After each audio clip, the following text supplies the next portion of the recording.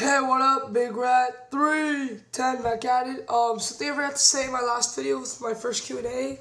My Q&As are 24/7. Whenever I have 4 or 5, or like I said, if I get a lot of questions at a time, I will immediately do a Q&A. No questions asked. So send in all the questions you want. Please don't comment on my videos with questions because it's really hard for me to remember which video, who said it. I have to go looking around for it. So please just send it to my inbox. I answer every single question. And if you send me a DVD battle request, I can do that too. And if the question you tells me just can't be done in less than 5 minutes, then I will do a whole video on it if I have to. Okay, talking about ECW, there's not really much to say, but I do have a lot of stuff that I am extremely pissed off about. Number 1, Dreamer starts off by losing to Burchill. Good match, but still, losing to Burchill. Hold on a second. And then he gets his ass kicked by Miz and Morrison. So you're pushing this guy to be your main eventer. I know I said that last week about getting squashed by Mark Henry. I know y'all said, well, you know what, he's Mark Henry. He beats everyone. Okay, Paul Burchill hasn't won a match on ECW yet. This man has lost to DJ Gabriel. So now he beats your future world champion, Tommy Dreamer. I mean, come on, what are they trying to do? Trying to rebuild a career in 6 months? Have him look like a guy who can't win? So that he gets better until the very end. Shoot, gets the title. Yes. No, that would be disastrous. You're supposed to build. I understand Tommy losing to Swagger. I understand Tommy losing to Henry. This is now. Even Tommy losing to Finley. But the freaking Paul Burchill, who has not won one match yet on ECW? Are you kidding me? That's who he loses to? Our future heavyweight ECW champion loses to Paul Burchill? And I guess, and even losing to the Miz and Morrison, I can take that. But Paul Burchill? No. That I just can't do that. That is horrible move to have him lose to Paul freaking Burchill. Okay? That makes Tommy look horrible.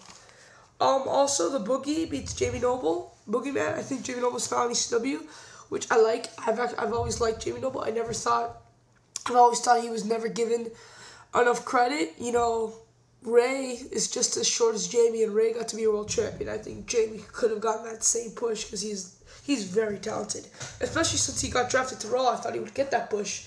The night that he was feuding with Kane, like the first thing he did was, while Kane was chasing him around while Kane chased him to the ring, he was in the ring, Kane was outside, and then he did a suicide dive flip onto Kane from the ropes, and that told me this guy can do it. Maybe it's his time, but apparently it wasn't.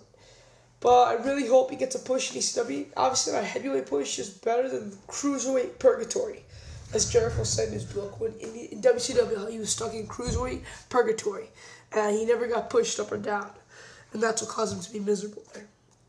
And now, finally, something else I want to rant about: Finley beats Jack Swagger. Now, in my last video, I think I said the only person who should pin Jack Swagger is the person that's taking the title away from him. You can't pin him beforehand because that weakens the entire value of the losing streak. So obviously I thought it would have made a lot more sense for Tommy Dreamer to pin Swagger in 6 months at WrestleMania, because Swagger's like, you can't even beat me on a regular basis, and I'm undefeated. How can you even beat me? Well, now he can't really say that anymore. So after the booking today, I don't think that Dreamer's going to win it at Mania. I'm sorry, I think his character credibility is really low right now, like extremely low, and he needs a good 3 to 4 months to rebound from that. So honestly, I think I'm leaning towards my theory of Swagger not being the one who drops to Dreamer. Maybe Swagger loses it to Finley, and Finley drops it to Henry, and Henry drops it to Dreamer.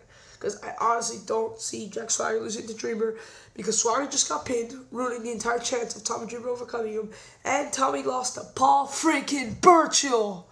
So, yeah, that was a pretty bad move.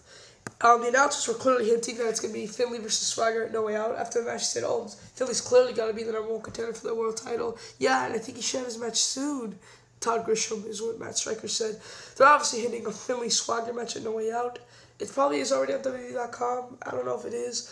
But they're going to find No Way Out in a match that I would look forward to. They had a great match here on ECW. They gave them 20 minutes.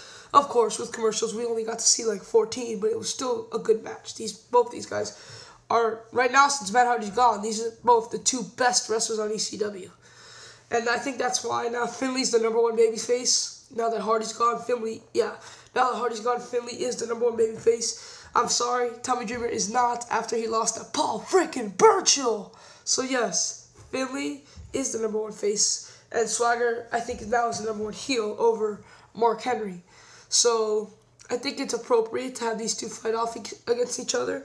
And like I said, normally I think Swagger would automatically win, but now I'm not so sure. Now I think, maybe Finley might actually win at No Way Out, and then go with the theory of dropping to Henry, and then Henry to Dreamer. Or even Finley to Dreamer, even though I really don't see that happening. I've said it like 1,000 times. I've been, plugging Copy Ninja B8. His link should be there. Copy Ninja B8, your link is going to be there. I promise it, okay? Thanks. I know you're doing your Q&A soon. I sent you more than 8 questions this time. I think I sent you like 13 questions. If you don't have to answer them all at once. I know other people sent you questions too. So if you really can't, if you want time for others, I'm fine with it. Maybe you can only take half of my questions and then the other half you save for future Q&A, which I have no problem with. Because like I said in my Q&A, my main belief of Q&A is that everyone should have their opinion heard. I don't believe in True Slayer's theory that you can only send 1 question because fans have a lot of questions. So yeah, I guess you could save my questions for later if I send you too much. Okay, I believe that is it for today. Quickly trying to think of anything I should talk about. Nah, I think I'm good. Spinnernet, like I said 1,000 times, was complaining about how the match at No Way Out is gonna suck, the Elimination Chamber from Raw, because you already know that Cena's gonna win. And I keep telling you guys 1,000 times, who gives a shit? It's gonna be an amazing match. At the Unforgiven Scramble, I knew that Triple H would win. I didn't really think Hardy had it. I didn't think they would give Hardy in a scramble, unlike they did Matt. I thought they would do one of the Hardys, definitely not both. So yeah, I thought Hardy would get it later. I didn't think he would get it at Unforgiven.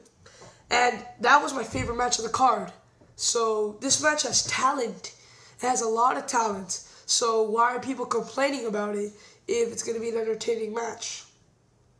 I don't know.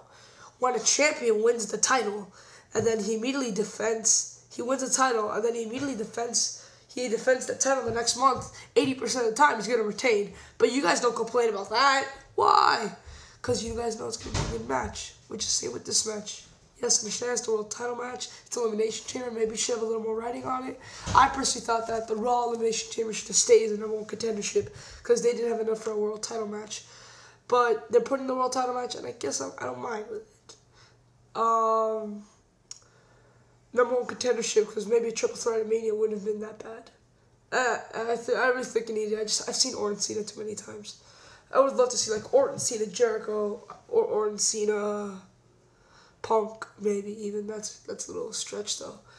Okay, wow, this is my longest ECW review in a long time. That is it. I'm Big Rat 310, and I'm out. Peace.